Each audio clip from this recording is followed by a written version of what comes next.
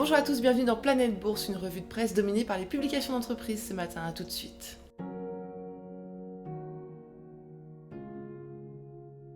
On commence par l'Asie. Toyota dérobe à Volkswagen la place de premier constructeur automobile mondial. Le constructeur japonais a pu compter sur la vigueur des ventes en Chine, notamment celle de sa marque Lexus pendant la pandémie. Il dévoile 9,5 millions de véhicules vendus en 2020. Nissan annonce passer au tout électrique sur les marchés clés d'ici 2030. Dans l'objectif d'atteindre la neutralité carbone d'ici 2050, le constructeur japonais confirme son ambition sur des VE plus efficace et plus compétitif pour les marchés asiatiques, européens et américains.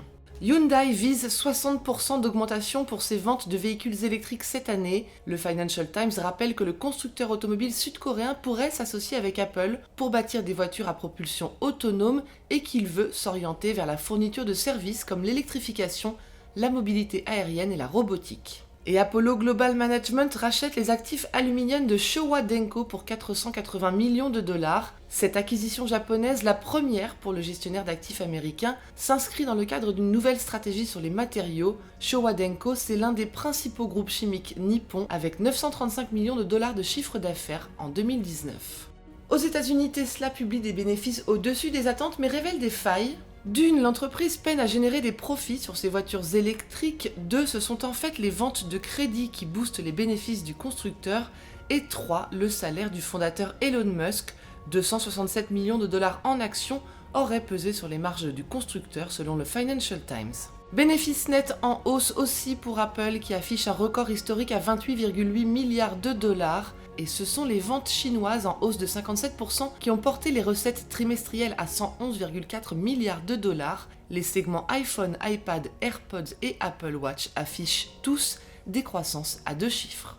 Facebook signe aussi des revenus en hausse poussés par le e-commerce. Ses résultats trimestriels prennent 33% pour atteindre 28,1 milliards de dollars. Son revenu net s'octroie 53% à 11,2 milliards de dollars. Un nouveau SPAC dans le paysage. Richard Branson, le patron de Virgin Group, serait en discussion pour créer une société à chèque en blanc avec 23andMe, la biotech américaine spécialisée dans les tests génétiques pour les particuliers. La fusion pourrait valoriser cette start-up à 4 milliards de dollars. Moins 3,97%, c'est la plus grande perte annuelle jamais enregistrée par Boeing. L'avionneur américain déplore, entre autres, 3 ans de retard pour la mise en service du nouveau 777X, son plus gros avion commercial. Il dévoile 12 milliards de dollars de pertes sur l'année. Las Vegas Sands Corp a dévoilé sa feuille de route pour les années à venir. L'opérateur de casino confirme poursuivre ses investissements à Singapour et Macao et son expansion sur le territoire américain. Sands affiche 67% de recul de son chiffre d'affaires pour le dernier trimestre de 2020, mais envisage des éclaircies à partir de 2022. Nouvelle stratégie internationale et mobile pour la plus grande banque américaine. JP Morgan annonce son intention de se développer à l'étranger et dévoile le lancement d'une banque numérique au Royaume-Uni.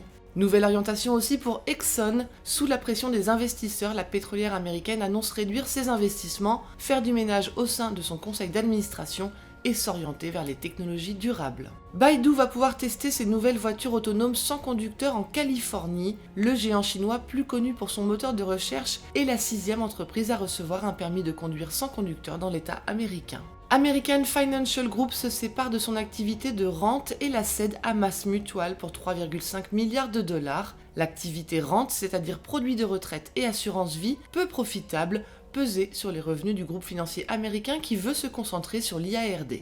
En Europe, N26 veut faire sa première acquisition. La banque mobile allemande, forte de pertes en baisse et d'une levée de fonds globale de 800 millions de dollars, aurait jeté son dévolu sur le Brésil, selon CNBC Finance. Et enfin, Tesco va verser près de 5 milliards de livres sterling de dividendes aux porteurs d'actions. La chaîne de supermarchés britannique se réjouit de la vente de ses activités en Thaïlande et en Malaisie pour 7,8 milliards de livres en 2020 et de son focus sur les marchés anglais et irlandais.